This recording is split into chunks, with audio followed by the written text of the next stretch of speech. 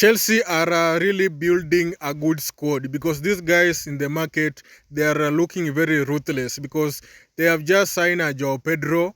They are also going for, I think they have already signed Gittens. They have already signed, that is a Dilap. They are going for this guy, that is a Hato. And that is, I think that is a defender, that is an Ajax a defender. So personally, I believe that this Chelsea, they are building a team actually that can compete in all fronts because clearly you can see here that they are trying to have good players in all positions.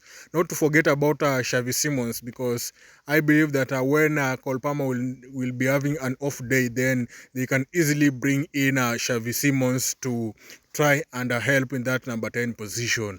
And I must say that Chelsea right now, they have some world-class players. Last season, personally, from my point of view, Chelsea did not have any world-class player.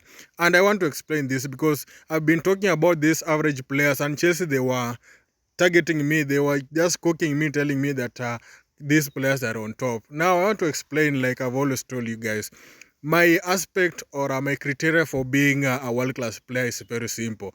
You need to be able to start in these big clubs in Europe. You also need to that is to slot in into your national team with ease, and you need to prove yourself for at least 2 seasons. Personally, I believe that Marco Kurela is a world-class player because Marco Kurela can easily start at Manchester United, can easily start at Liverpool, can easily start at Real Madrid, Barcelona, can easily start in any team. Maybe you can only question maybe PSG. Again, Marco Kurela is starting for Spain with ease. Marco Kurela has proven himself. So based on those criteria, Marco Kurela right now is a world-class player. If you go to Moises Caicedo can easily start for Liverpool, Manchester United, Arsenal, because Caicedo is clearly better than Zubimendi.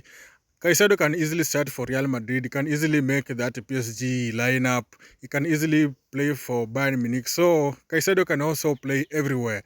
But you see, for this Palmer is where I usually have a concern because if you tell me that Cole Palmer is a world-class player, I might agree with you. But again, personally, I believe that Cole Palmer is a top player because personally, I believe that a top player is a player that is on the journey of being a world-class player. He's not an average player, but he's on that journey. Is between a world-class player and an average player. Is in that journey trying to be a world-class player. And the main reason why I say this is that Cole Palmer, most of the time, he usually goes in big matches. Except maybe this match against PSG, but correct me if I'm wrong. Cole Palmer was nowhere to be seen last season against the Big Six in in Premier League, unless maybe it was just a penalty.